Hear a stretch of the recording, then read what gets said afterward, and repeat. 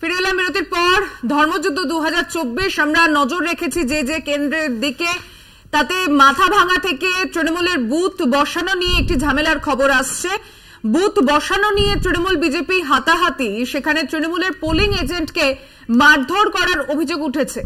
মাথাভাঙার 1 নম্বর ব্লকের নয়ারহাটের ঘটনা। এই ঘটনার রিপোর্ট চেয়ে পাঠিয়েছে কমিশন। মাথাভাঙায় তৃণমূলের বুথ বসানো নিয়ে ঝামেলা, নয়ারহাটের বুথ বসানো নিয়ে তৃণমূল বিজেপির মধ্যে হাতাহাতি। তৃণমূলের পোলিং এজেন্টকে মারধর করার অভিযোগ।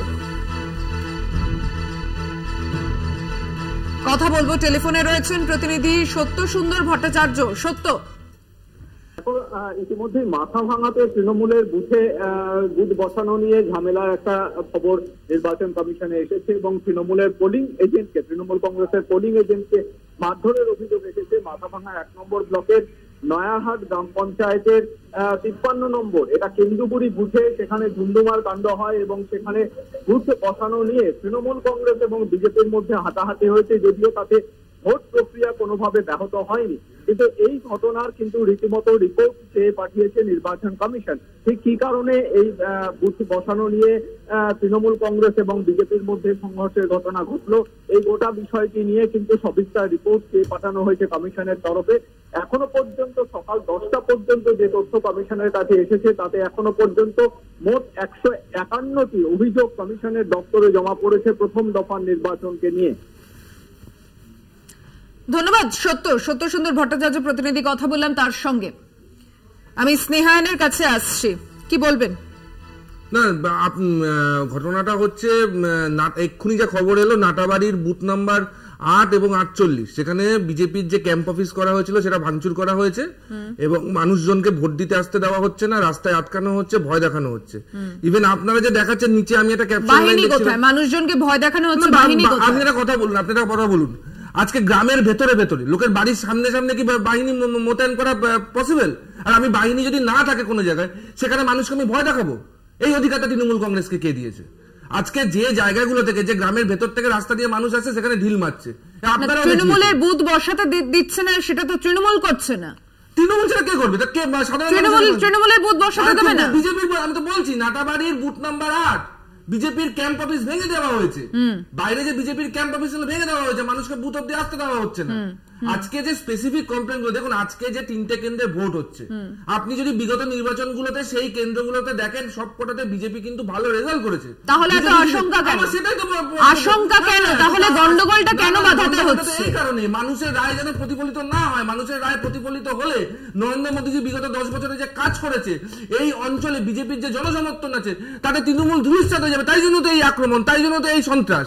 এই সন্ত্রাস না করলে, মানুষের রায় আছে, মানুষ যদি ভোট দিতে পারে, তাহলে পঞ্চায়েত ভোটে যে জিনিসটা এরা করেছে তার বিরুদ্ধে মানুষ আজকে গর্জে উঠবে। এই জন্য তো আজকে এই সন্ত্রাস। আজকে তো এই 3টে কেন্দ্রে তো আমাদের কোনো দরকার নেই এগুলো করার। 3টে কেন্দ্রে মানুষ যদি ভোট দেয়, আমরা বিপুল ভোটে জিতবো। এই 3টে কেন্দ্র আমাদের যেটা। পল্লব, এটা কি ঠিক মনে হচ্ছে?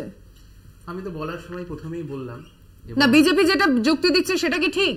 বিজেপি যে যুক্তি দিচ্ছে, নির্বাচন কমিশন তো সত্যিই তো বিজেপিরই তো কন্ট্রোলে, যেহেতু তারা ক্ষমতায় ছিল। বিজেপি তো এই যে নির্বাচন কমিশন, বাহিনী, সত্যি বাহিনী ঘরে ঘরে থাকবে না, কিন্তু প্রশাসনের ব্যবহার করার দায়িত্বটি নির্বাচন কমিশনের। এবং সেগুলো হবে কেন? এটা তো শুধুমাত্র তৃণমূলের দিকে আঙুল উঠছে বা বিজেপির দিকে নয়, উভয় পক্ষ মারামারি করছে। যার যেখানে কাজ করেছে, যার যেখানে স্ট্রেংথ আছে, সেখানে মারামারি করার দরকারটা কোথায়, সেটাই তো প্রথমেই আমি বললাম। তৃণমূল বললো না যে 34 বছরে অনেক উন্নতর বামফ্রন্ট, সপ্তম বামফ্রন্ট দেখেছে। তো আমরা তো পঞ্চায়েত নির্বাচনে দেখেছি যে রাজ্য নির্বাচন কমিশন কিভাবে ব্যবহার করেছিল প্রশাসনকে, কিভাবে নির্বাচন করেছিল। এত উন্নয়ন করার পরেও তারা অনেক উন্নয়ন করেছে বলে তাদের দাবি, কিন্তু তারা কিভাবে মানুষের ভোট লুট করাটাই এদের কাছে সব থেকে বড় উন্নয়ন। তো সেই জায়গায় দাঁড়িয়ে এটাই হবে। এই আজকে প্রথম দফা নির্বাচন বলে নয়, প্রত্যেকটা জায়গায় এইটাই হবে, মানুষের অধিকার কেড়ে নাও। আসছি, আমি ধূপগুড়ির একটি খবরের দিকে নজর রাখবো। ধূপগুড়িতে সাকুয়া ঝোড়ায় ইভিএম এ গোলমাল। ভোটদান প্রক্রিয়া আপাতত বন্ধ রয়েছে। মকপল হওয়ার পর ইভিএম ক্লিয়ার না করার অভিযোগ প্রিসাইডিং অফিসারের বিরুদ্ধে। প্রিসাইডিং অফিসারের বিরুদ্ধে গাফিলতির অভিযোগ। ৭৪ জনের ভোট পড়লে দেখা যায় 128 ভোট। অভিযোগ জানায় তৃণমূলের পোলিং এজেন্ট। ফোনে রয়েছেন প্রতিনিধি কৌস্তব ভৌমিক। কৌস্তব, কি সমস্যা? চন্দ্রমাদি, যেটা অভিযোগ হয়েছে যে সাকুয়াঝোড়া 2 নম্বর গ্রাম পঞ্চায়েত ধূপগুড়ি ব্লকের সেখানকার 15/214 নম্বর বুথ, যেখানে দেখা যাচ্ছে যে 74 জন ভোট দিয়েছে, তবে যেটি হিসেবে দেখা যাচ্ছে যে 128টি ভোট পড়েছে। তৃণমূল কংগ্রেসের যে পোলিং এজেন্ট ছিল ওনার অভিযোগ যে মকপল হয়েছিল ভোট শুরুর আগে সেটিকে না মুছে ভোট গ্রহণ প্রক্রিয়া শুরু হয়ে যায়, আর যার জন্য কিন্তু এই ভোটের যে ভোটারের সংখ্যার একটা তারতম্য দেখা যায়, আর তারা কিন্তু এই নিয়ে প্রতিবাদ জানায়। এমনকি প্রিসাইডিং অফিসার নিজেও কিন্তু স্বীকার করে নেন ভুলের কথা। এই কারণে বেশ খানিকক্ষণ সেখানে ভোট গ্রহণ বন্ধ থাকে এবং কিভাবে সেই সমস্যা মেটানো যায় এই নিয়ে কিন্তু আলোচনা চলে। বিষয়টি সেক্টর অফিসারকে পর্যন্ত জানানো যায়। পরবর্তীতে যদি জানা যায় যে অতিরিক্ত ভোট সেটিকে বাদ দিয়ে দেওয়া হবে, তবে এখানেও কিন্তু প্রশ্ন উঠছে যে কোন ভোট বাদ দেওয়া হবে এবং প্রথম দিকে যে মকপলের ভোট বাদ পড়বে না কিভাবে বাদ পড়বে সেই নিয়ে কিন্তু একটা জটিলতা রয়েছে। তবে শেষ খবর পাওয়া পর্যন্ত সেখানে কিন্তু ভোট গ্রহণ শুরু হয়েছে। তৃণমূল কংগ্রেসের তরফ থেকে এই বিষয়টি অভিযোগ জানানো হবে বলেও জানা গেছে। সুচন্দ্রিমাদি, কৌস্তব, সকাল থেকে প্রায় 4 ঘন্টা অতিক্রম হতে চললো, এখনো পর্যন্ত যত ভোট পড়েছে সবই কি বাতিল করা হবে? না দেখো, যখন এই অভিযোগটা হয়েছিল তখনও পর্যন্ত 128টি ভোট পড়েছিল, তারপরে কিন্তু এই নিয়ে আলোচনা শুরু হয়। যদিও এখনো এই নিয়ে কিন্তু সুনিশ্চিত ভাবে কোনো দিশা দেখাতে পারেনি যারা আধিকারিকরা ছিলেন সেখানে। পাশাপাশি যেই সমস্ত যারা যে সমাধানগুলি দিয়েছে সেই পোলিং এজেন্টরা কিন্তু সমাধান মানছে, তারা কেউ রাজি হয়নি। তবে এখনো পর্যন্ত আলোচনা চলছে এবং ভোট গ্রহণ প্রক্রিয়াও চলছে, আর এই নিয়ে তৃণমূল কংগ্রেসের তরফ থেকে অভিযোগ জানানো হবে এবং পরবর্তীতে কি পদক্ষেপ গ্রহণ করা যায়। তৃণমূল কংগ্রেসের তরফ থেকে কিন্তু সমস্তটা বাতিল করতে বলা হয়েছে এবং নতুন করে ভোট গ্রহণ প্রক্রিয়া শুরুর কথা বলা হয়েছে। তা শেষমেশ কি হয় সেদিকে কিন্তু আমাদের নজর রয়েছে। তবে ভোট গ্রহণ কিন্তু এখন স্বাভাবিকভাবে চলছে, এমনটাই শেষ খবর পাওয়া গেছে। নজর রাখো পরিস্থিতির দিকে। ধন্যবাদ আপাতত কৌস্তব ভৌমিক, আমাদের প্রতিনিধির সঙ্গে কথা বললাম। কৃষাণুদার কাছে আসছি। অভিযোগ জানানো হচ্ছে আপনাদের তরফ থেকে, কিন্তু যদি বাতিলই করার হয় সেক্ষেত্রে ইভিএম এর সমস্যাকে কি রাজনৈতিক সমস্যা হিসেবে দেখবেন?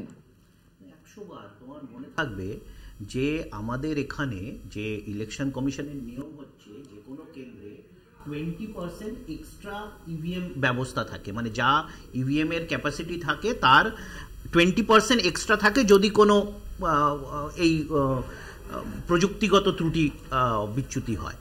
এই ক্ষেত্রে আমরা দেখলাম যখন মকপোল হচ্ছিল তখন পেপারেও এসছিল যে 30% ইভিএম অকেজো হিসেবে বেরিয়েছিল। তার মানে নির্বাচন কমিশন এত কিছু করে এই নিয়ে বিস্তর কেস কাভারি হয়েছে, লেখালেখি হয়েছে, গদি মিডিয়া ব্ল্যাকআউট করা সত্ত্বেও অনেক ইউটিউব চ্যানেল বা তোমাদের মতো এরকম চ্যানেলে সেইগুলো আলোচিত হয়েছে। তা সত্ত্বেও এরা কতটা ব্রেজেন, এবং এই আমি একটু আগে বললাম না নির্বাচন কমিশন নিয়োগের ক্ষেত্রে মোদির হস্তক্ষেপ, এটা থেকেই প্রমাণিত এরা সবকিছু নিয়ন্ত্রণ করতে চায়। আজকে এই ইভিএম নিয়ে বিস্তর অভিযোগ এসছে। কেরালাতে একটা অভিযোগ এসছে, কোর্টে মামলাটা আছে, এখন অবধি তার শুনানি হয়নি, যে মকপোলের সময় যা পোলিং হয়েছিল কাউন্টিং এ টোটাল পোল তার থেকে বেশি হয়েছে এবং সেই সব ভোট বিজেপিতে গেছে। এ নিয়ে কেস হয়েছে। তো সুতরাং আমাদের বিস্তর অভিযোগ আছে এবং ধোঁয়াশা পুরো ব্যাপারটা। এবং আজকে সকাল থেকে বিশেষ করে আলিপুর দুয়ারে শুরু হয়েছে যে বেশ কিছু কেন্দ্রতে সকাল থেকে ইভিএম অকেজো, তার কাজই করছে না। তো সুতরাং এখন সবকিছু নরেন্দ্র মোদী নিয়ন্ত্রণ করছেন, নির্বাচন কমিশন থেকে কেন্দ্রীয় বাহিনী থেকে কে কি করবে সবকিছু, এমনকি কে কি খাবে সেটাও বলে দিচ্ছে। তারপরে এই ব্যর্থতা, তো দায়িত্ব নিতে হবে, মানে টোটালি মানে পুরো কেওটিক সিনারিওটাকে করে রেখেছে।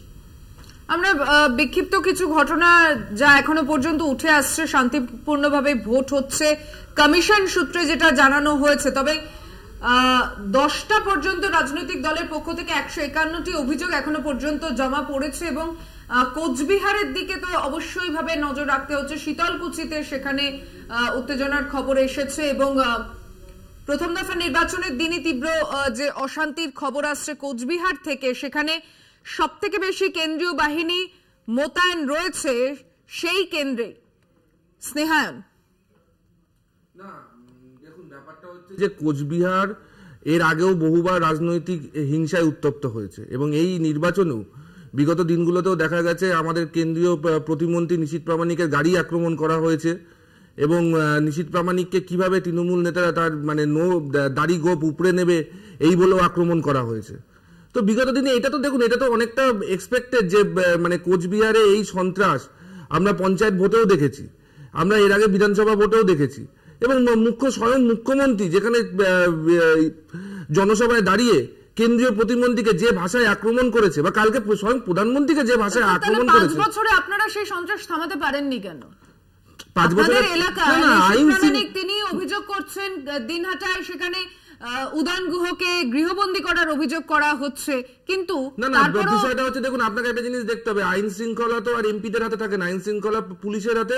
পুলিশকে নিয়ন্ত্রণ করে পুলিশ মন্ত্রী স্টেজের উপরে দাঁড়িয়ে যখন একজন বিরোধী দলের প্রার্থীকে বলছে গুন্ডা, তাকে সরাসরি আক্রমণ করছে, তা আপনি কি এক্সপেক্ট করেন যে পুলিশ কি করবে? তার দলের কর্মীরা কি করবে? তার দলের কর্মীদের যা কাজ আজকে তারা সেটাই করছে।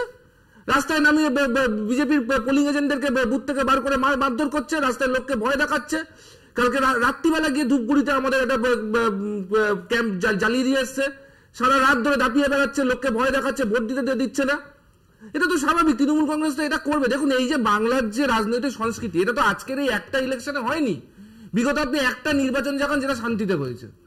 আজকে এটা বাংলার পক্ষে লজ্জার না, এই যে তৃণমূল বলে আমরা বাংলা বিদ্বেষী, সব থেকে বড় বাংলা বিদ্বেষী তৃণমূল।